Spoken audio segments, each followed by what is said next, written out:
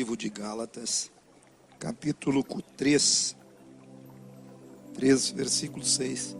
Amados, nós precisamos, eu digo todos nós, compreender do que a palavra de Deus está dizendo conosco. Por exemplo, um texto bíblico tipo: nos lugares celestiais eu fui colocado em Cristo Jesus, assentado em Cristo Jesus, colocado para reinar. E a gente muitas vezes não sabe, dentro do nosso espírito, que como isso funciona. A nossa mente não tem ideia de como isso funciona. Tem uma vaga ideia muitas vezes. Mas na verdade, esse entendimento de vida espiritual, nós precisamos ter esse entendimento do que é você ser assentado em Cristo. No dia que você converteu, creu no Evangelho, no dia que nós cremos no Evangelho da nossa salvação, nós somos selados com o Espírito Santo da promessa, e nós nos tornamos herdeiros de Cristo Jesus. E Efésios também diz sobre você ser assentado num lugar.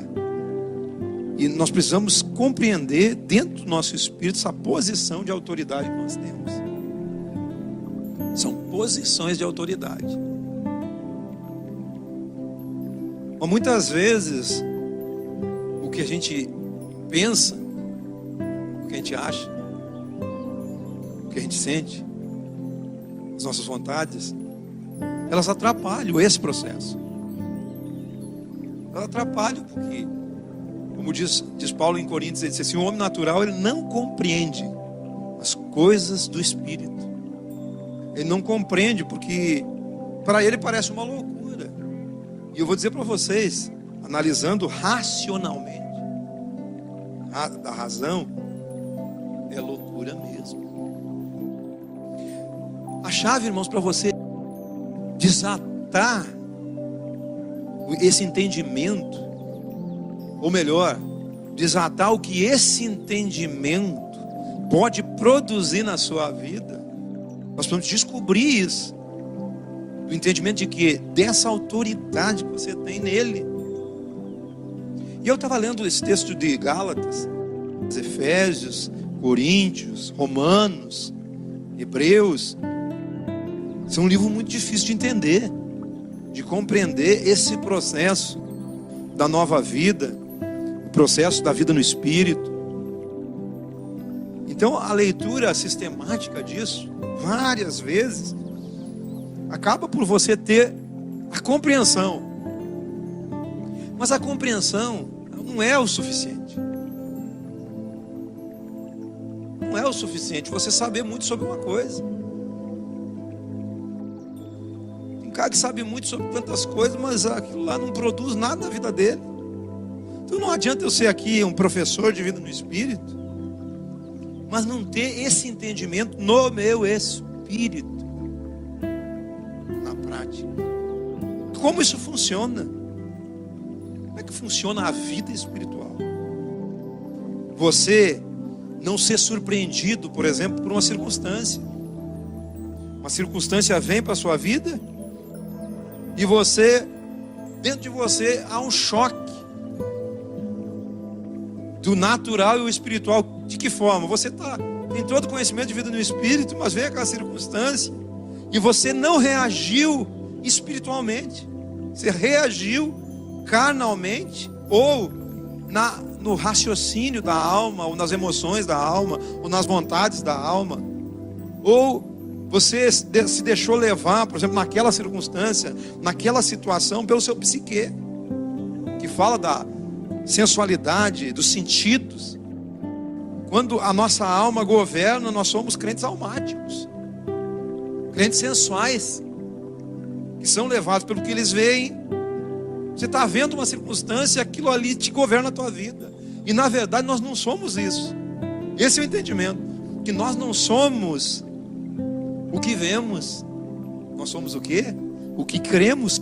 Eu não ando por vista, eu ando por fé.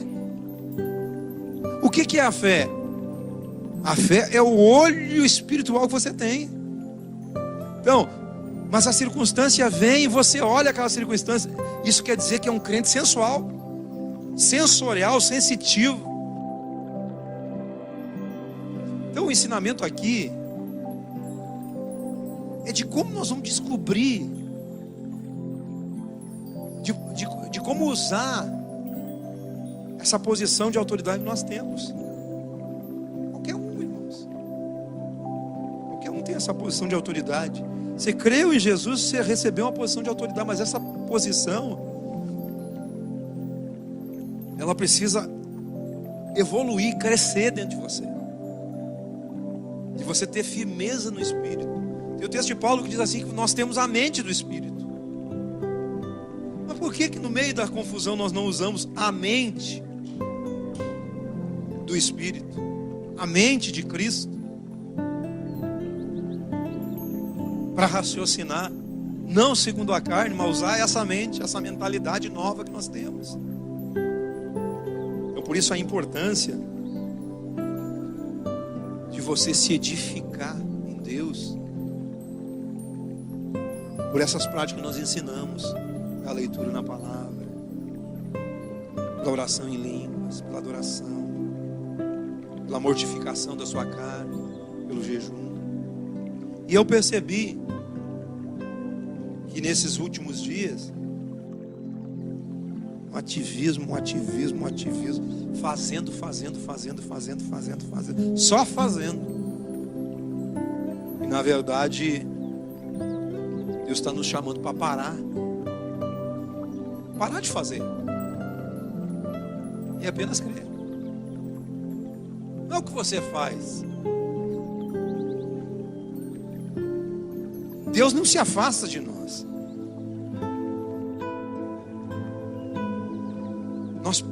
Nós precisamos, amados, manter esse crescimento à medida que nós nos edificamos. Nós não podemos parar no tempo, porque a nossa alma é terrível. Gente, ela tem argumento para tudo. Tem ocasião para tudo. A nossa estrutura de raciocínio ela tem resposta para tudo. Ela tem questionamento para tudo. Por isso, nós precisamos edificar o nosso espírito constantemente. Aqui esse texto de Gálatas, capítulo 3, 6, diz assim: é o caso de Abraão, que creu em Deus e isso lhe foi imputado para a justiça. Sabei, pois, que os da fé é que são filhos de Abraão. Ora, tendo a Escritura previsto que Deus justificaria pela fé os gentios, preanunciou o Evangelho a Abraão: em ti serão benditos ou abençoados todos os povos, de modo que os da fé são abençoados com o crente Abraão. Todos quantos, pois, são das obras da lei, estão debaixo de maldição, porque está escrito: maldito todo aquele que não permanece em todas as coisas escritas no livro da lei para praticá-las. É evidente que pela lei ninguém é justificado diante de Deus, porque o justo viverá da fé. A nossa vida espiritual, a nossa construção espiritual, que nos trará autoridade diante da circunstância, é uma construção de fé. À medida que você crê, à medida que você crê em Jesus, à medida que você se edifica na palavra, à medida que você é participante desse reino de Deus através da fé em Cristo Jesus. Porque ninguém pode ser justificado de nada a não ser por fé. Então, quando você entra na vida espiritual, você passa a entrar numa vida de fé.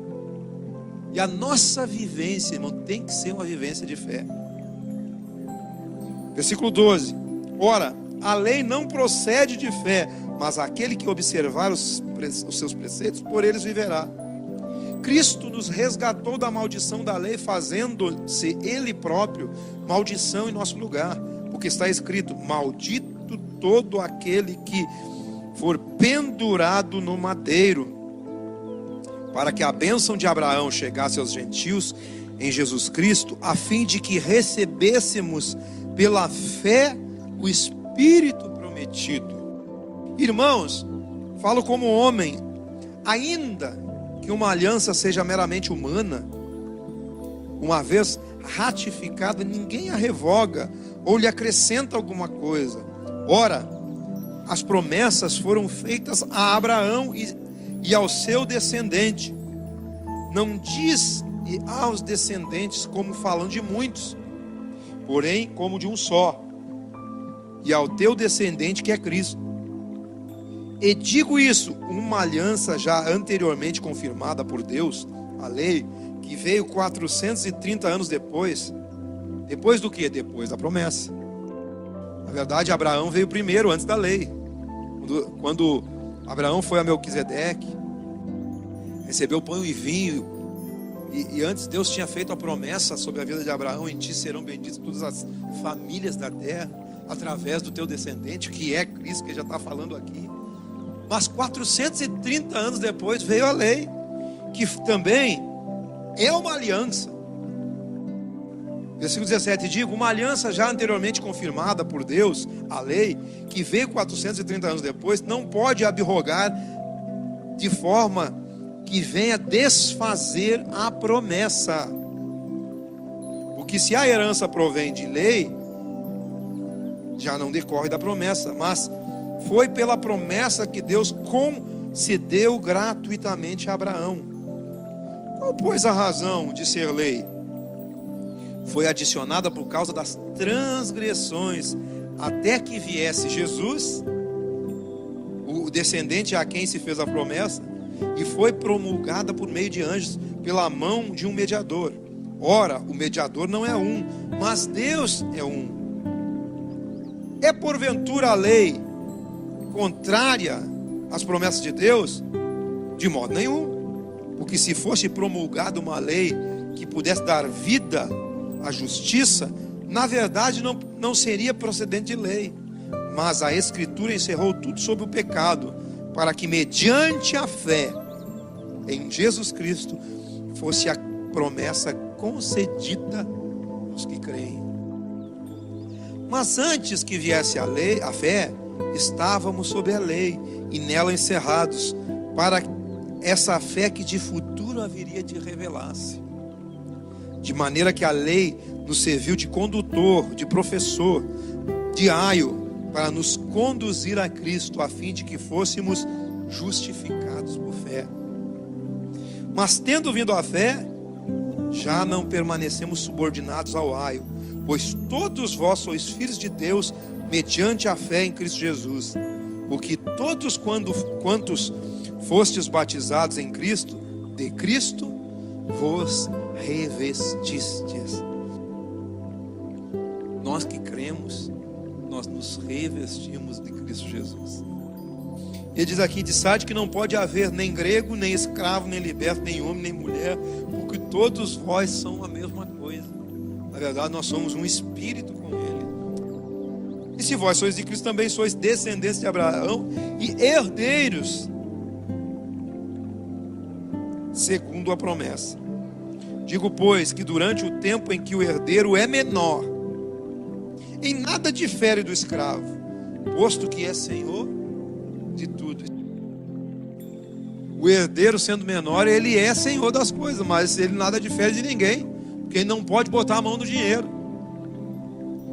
ele não pode tomar posse de nada. E aqui ele está dizendo assim, versículo 2: mas está sob tutores e curadores até o tempo pré-determinado pelo pai. O menino é herdeiro e é menor, então não pode mexer, mas tudo é dele igual. Mas está sob tutores e curadores até o tempo pré-determinado pelo pai. Versículo 3: assim também nós, quando éramos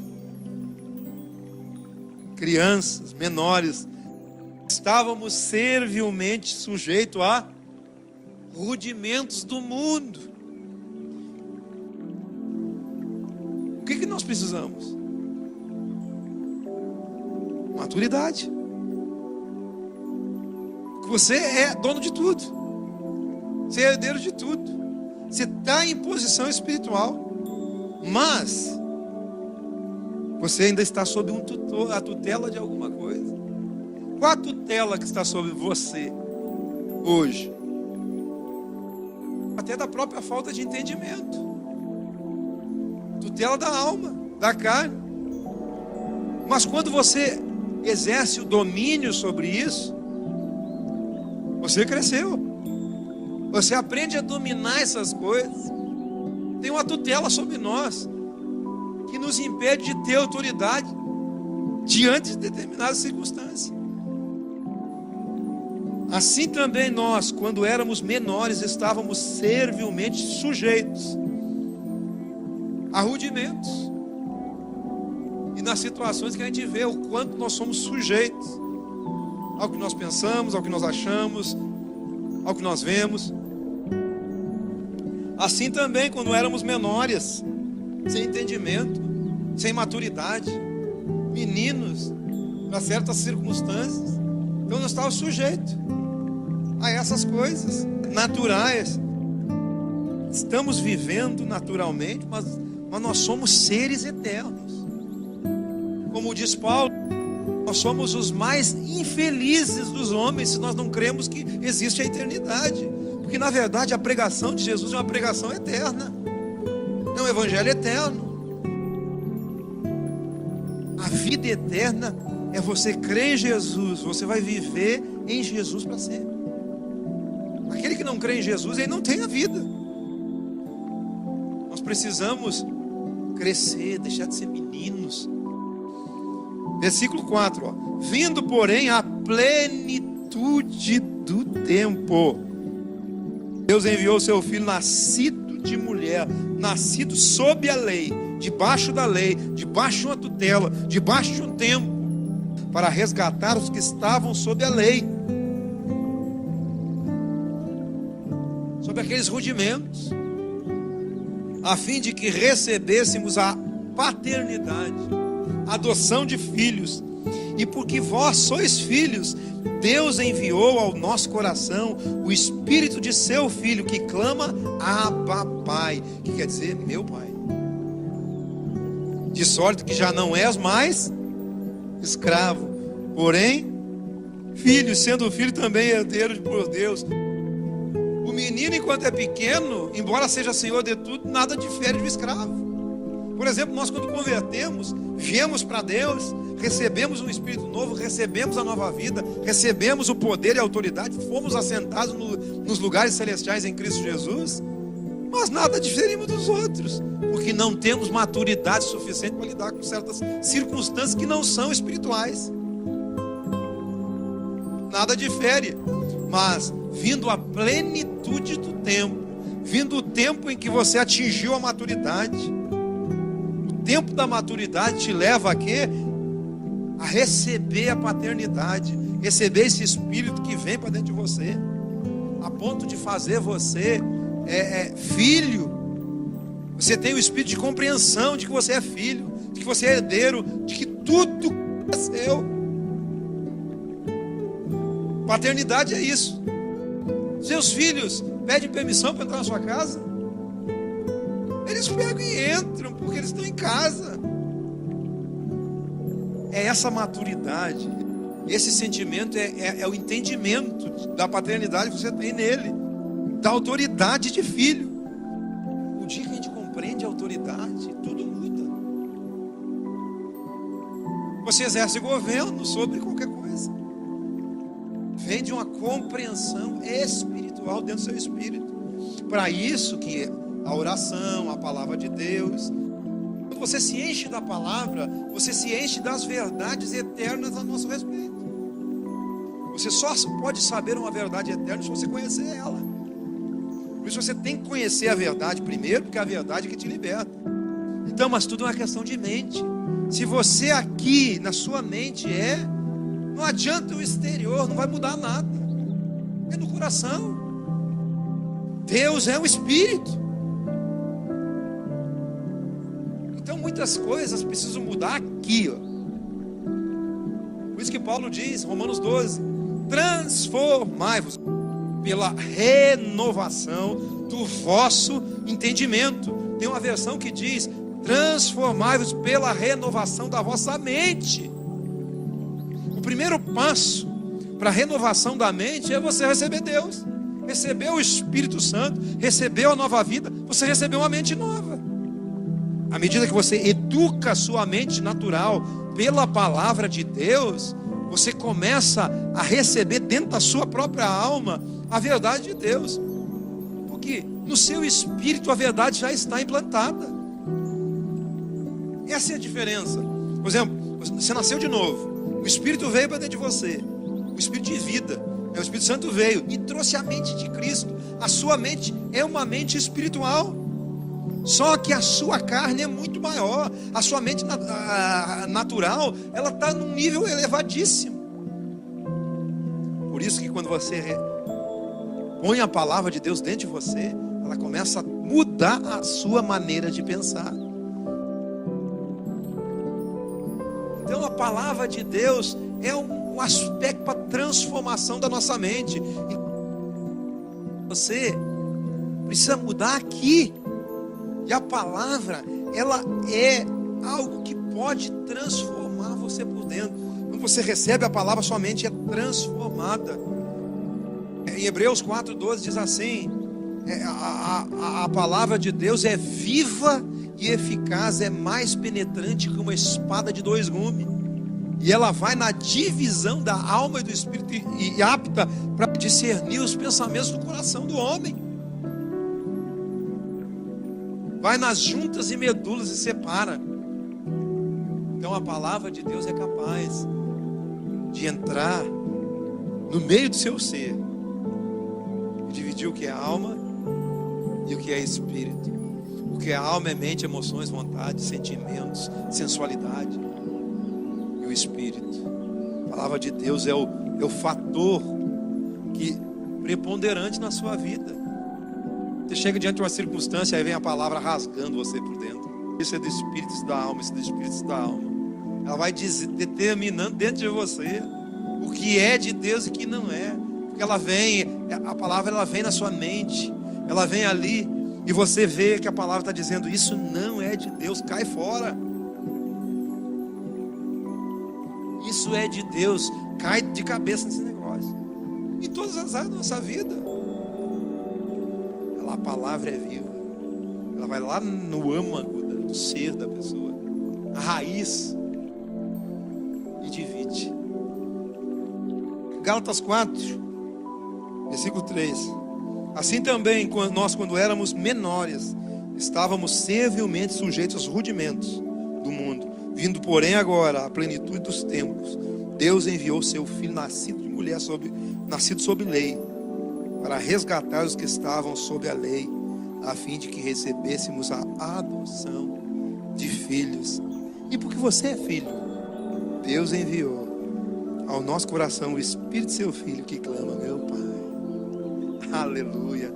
Deus é seu Pai. O dia que nós chegamos ao entendimento de que somos filhos de Deus, é o dia que nós encontramos uma maturidade dentro de nós, que nós podemos viver de acordo com filiação, usufruir da autoridade que temos como filho, as bênçãos de ser herdeiro de Deus, exercitar a autoridade. Nós não podemos exercitar a autoridade quando somos menores, sujeitos aos rudimentos do mundo, sujeitos à circunstância. Quando Deus envia o Espírito de adoção, é o dia que você compreende quem você é. Quando você compreende quem você é, você supera qualquer coisa. É a mesma coisa quando você descobre Você tem um direito que você não recebeu esse direito. O que você quer? Receber o direito. É isso. O dia que você descobre que aquilo é seu, você pega. Mas isso é na maturidade. É no crescimento. Por isso nós precisamos, para crescer, mudar a nossa mentalidade através da palavra de Deus, através da oração. O tempo que a gente investe, o tempo com Deus é um investimento. É um investimento. Um investimento muito, muito valioso. Porque nós passamos a ser pessoas melhores. Nós passamos a ser pessoas ter mais caráter. Nós passamos a ser pessoas boas. Nós passamos a frutificar o que Cristo é em nós. Cristo é em nós o que? Amor, gozo, paz, mansidão. Mas quando nós não encontramos essas coisas, porque ainda somos meninos e precisamos encontrar o equilíbrio da maturidade. Não sei se esse é o termo correto, né? O equilíbrio que a maturidade traz. Não é ligado à idade física, é ligado à maturidade espiritual. Agora, quando você tem maturidade espiritual, também você é guiado pela vivência espiritual. E isso não é de anos, gente. Isso não é tempo físico, é tempo de maturidade. Você pode de hoje para amanhã atingir uma maturidade muito grande à medida que você se envolveu. Tudo é questão da entrega. Você se transforma naquilo que você mais se entrega. Mas nós precisamos continuar, que a nossa alma, à medida que você deixa de alimentar o seu espírito, com certeza a tua alma está sendo alimentada no outro lado. Você precisa encontrar um equilíbrio em que você alimente o seu espírito primeiro e automaticamente a sua alma ela vai sendo podada. Então, qual a função da alma? A gente chega aqui e senta o pau na alma, coitada, né? Na mente, na emoção, nas vontades, como se a gente fosse... Não, a alma ela foi feita para expressar o que nós somos em Deus. O que Deus é? Deus é amor, Deus é paz, Deus é alegria. Quando você vê uma pessoa ansiosa, então quem é que está no governo? Não é a ansiedade, não é o amor de Deus.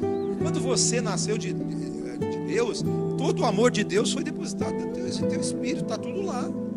Mas o amor ele precisa ser cultivado, né, e desenvolvido, porque é um fruto do Espírito Divino que hoje habita em nós também.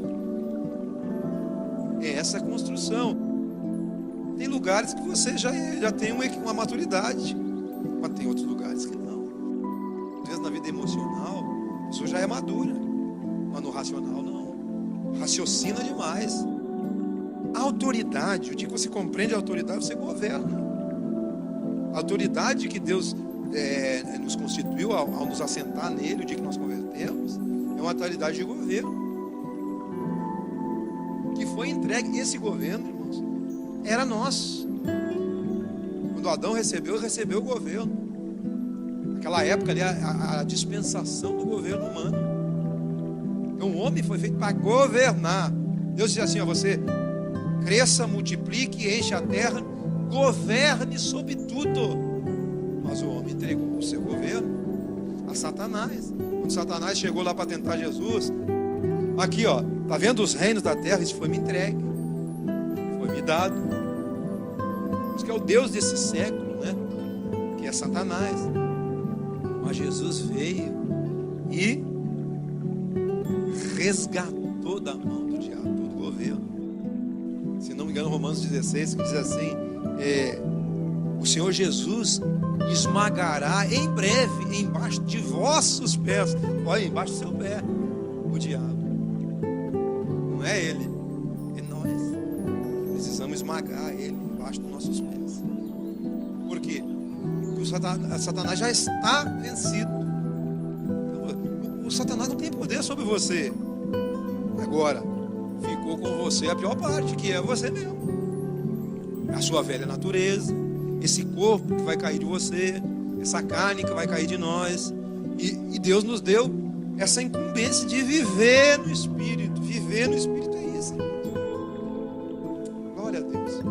Em nome de Jesus.